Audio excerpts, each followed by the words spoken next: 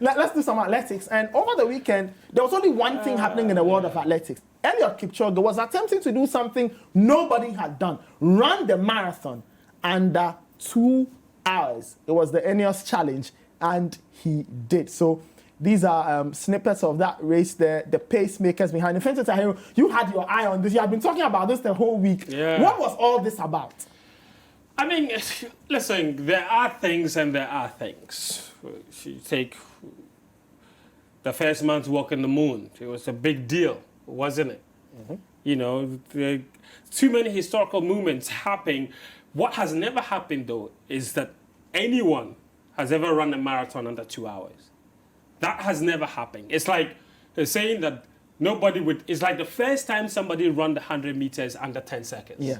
So these are moments that break barriers, that create history, and it shows that other people are inspired. So Eliud Kipchoge in September of 2018, he broke the world marathon record at the Berlin Marathon. He ran the marathon in 2 hours, 1 minute and 39 seconds. Okay. 2:01:39, and that had never been done before. So as it stands now, he does hold the record for the marathon.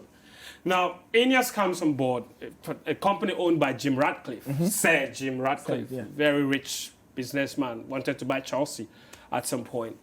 And they decided to try something. And it's happened before in Monza in Italy. They tried the same challenge with him. It didn't happen. He couldn't do it. And then they decided to go at it again. So the target was run the marathon under 2 hours. Okay. And so that's why they dubbed it the 1:59, Ineos 1:59 challenge. It could be 1 hour, 59 minutes, and whatever seconds, just not beyond 2 hours. Yeah. So he took it on board. 6 months of camping, it's been there. And then they fashioned out this great strategy, and they chose one of the best marathon venues, marathon tracks to do it, the Vienna Marathon in Austria. And then they set up this really elaborate plan, not just in terms of the preparations and what goes into it, but also the way they run. For example, every marathon, of course, they have pacemakers and all that, but the entire marathon isn't paced, right? But this one was paced all the way through. And what did that mean for the race? So what it meant was that he was able to maintain a consistent race with people running alongside him. And what they did was put a car in front of him and put lasers in front of the car. So the car is shooting lasers in front of the pacemakers, and they're running. The car is on cruise control at a particular speed.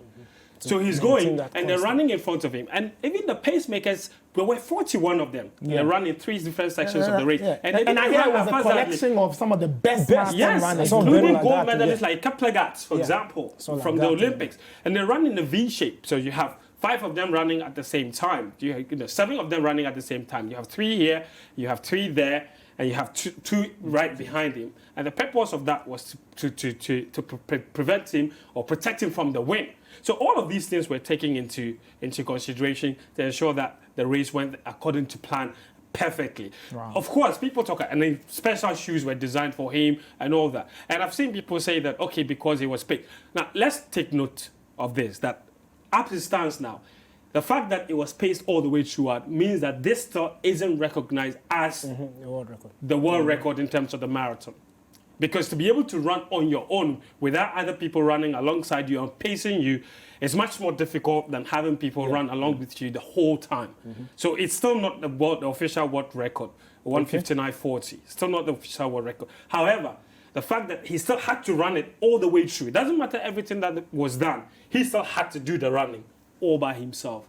And to do that was amazing. The scenes back in his hometown, in Kenya. And the world over, in fact, the way people embrace this was massive. And to see that, they trusted a Kenyan guy to do this. And Eliud Kipchoge is one of the biggest role models in terms of athletics in the world, because he's a very humble guy. He's not like, unlike Usain Bolt, who is a very showboat. He is a very reserved family man, comes from a village somewhere in Kenya, and he's risen all the way through to the top. Look, they didn't do this with Mo Farah, who is British. They did this with a Kenyan guy from the village. So the story is quite inspirational, and Eliud will go down in history as the greatest marathon runner ever. The first man ever in history to run the marathon under 2 hours. And not just him. There was also Bridget, another Kenyan woman who broke the women's marathon record, breaking Paula Radcliffe's record from 16 years ago. So this has been an amazing weekend for Kenyans. Another Kenyan broke the half marathon record. So it's really been an amazing feat. Just last month, during the World Championship, the Kenenisa Bekele of Ethiopia, he was just 2 seconds away from the in 2:01:41, and the record is 2:01:39. He was devastated because in a 2-hour race, 2 seconds is it's tiny. It's like there is still, I think, the opportunity for the world record to be broken. I think if Eliud can do this with pacemakers, it's still possible for him to beat down that 2:01:39 even without pacemakers. This was heavy on social yesterday. Dominated a lot of the things on social yesterday. Yeah, and it's, as Fentuo is saying, it's just nice that people sat down, planned this, just to prove a point that a man is able to do this. And this is what we live for, the impossibles in our sport. I remember before Usain Bolt broke that first record, nobody thought somebody could run in 9.6. He did it. Nobody thought somebody could run in 9.5. He did it. And now all of a sudden, people feel things are possible. So now he's done this in 1 hour 49.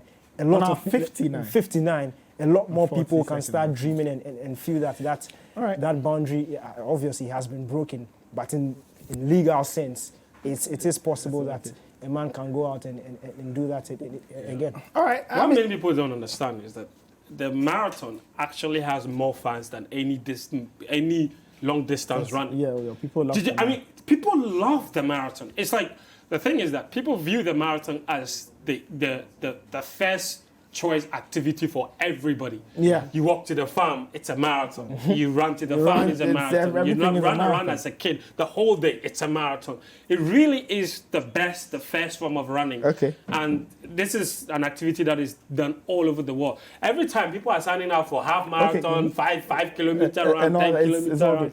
All right, amazing.